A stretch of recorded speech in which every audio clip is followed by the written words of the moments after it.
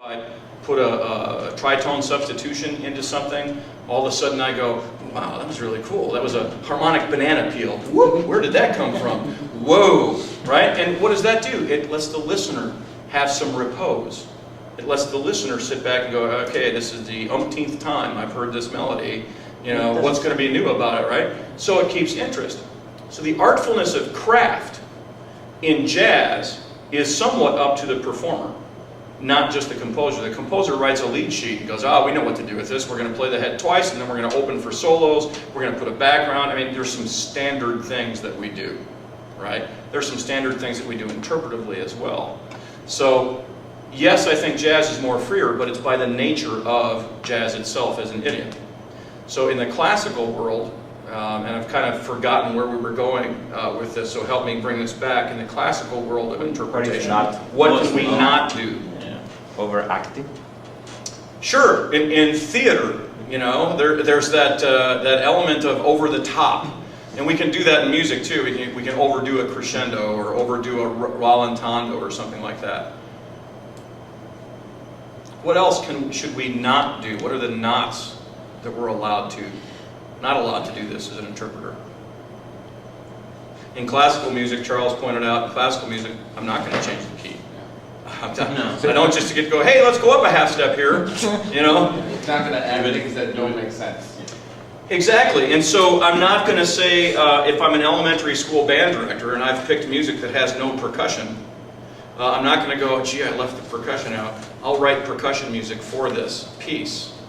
No, Kimasabi, pick music that fits your ensemble, you know? If you forgot to think about the percussion section, you're an idiot. You know? Sorry. It'd be like saying I picked all this music that I picked woodwind choir music for my band. Okay, great. What are the horns and the trumpets, trombones, souzes, and others going to do? Well, I don't know.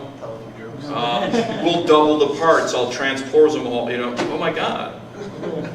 You're changing the meaning of that music because color is important, isn't it? As an orchestrator. So I cannot go in and add stuff, instruments, repeats, right? I should not go in and cut sections out. Ooh, how many of us get guilty?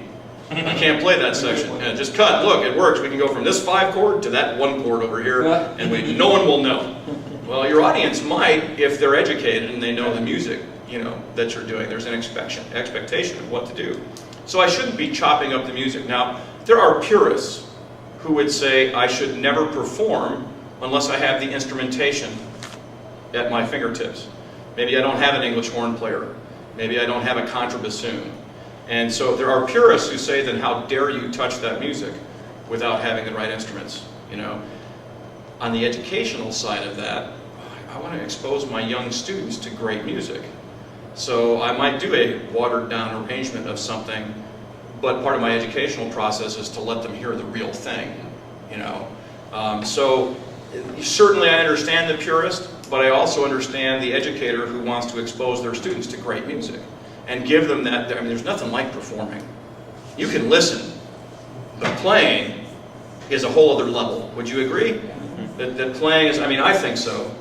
Maybe listeners would argue with me and say, no, listening is the ultimate thing. Okay, that's great.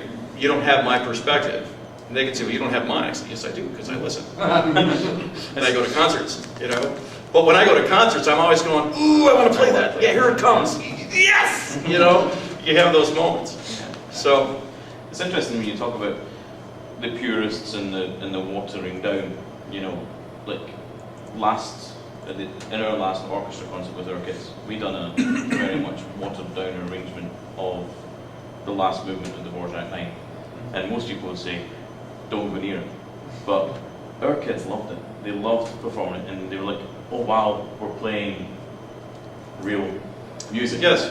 Yes. But having the chance to listen to it, they done it as part of their history class. Right. And then they went on and they played it in orchestra, and right. They really loved the experience of it. So I think, what is the difference that we brought in an arrangement of it? But what would be the difference then between saying, right, well, here is the Dvorak 9. This guy who we have is quite a good arranger. So why don't we just get him to arrange it for our band or our orchestra? Would that be frowned upon with certain people, do you think? Are you asking about transcriptions, orchestra pieces that are transcribed for bands to play? Well, it was our orchestra was grade 1.5 level for orchestra. Right. But, it wasn't the full Dvorak 9 experience. But Well, listen, my experience of it is the kids loved it, I loved it, and the audience. First of all, from an educator's standpoint, it's a great thing to do for kids. Whether it's the full-blown arrangement or not, watered down or not, because success, excellence in performing something like that, that's motivating them, oh, we're playing real repertoire, we're playing Dvorak, this famous composer, is going to probably inspire them to say, boy, next time, I want to be able to play that passage that we had to cut out. So there's a carrot that you're dangling there going, come along, you can play this watered down version of it, and it's like pictures at an exhibition. Everybody wants to play ba ba ba ba ba dee ba ba da ba ba ba ba ba, and they go great, and they play it with the full ensemble. Everybody feels good. You haven't played pictures at an exhibition yet. You played a part of it. Good for you. Get hungry to play the other movements and that sort of thing. So from an educator standpoint, I think bravo, great. From a transcribing standpoint, the band world turned to transcriptions in the start of the 20th century simply because there was not enough composers writing for the band medium. It was in its infancy. Still, we're just into our teenage years as bandsmen, from a historical standpoint. We don't have the breadth that the orchestra or the chorus or, pianists have. We'll get there, but we're always going to be the younger child, in the musical world. That's fine. But we didn't have composers writing for us, so we wanted to play great music, so we transcribed it. It's not the same as playing in an orchestra. It's not. And as a percussionist, I might play the exact same parts in the percussion section of the band transcription that I would play for the orchestra. It is not the same experience.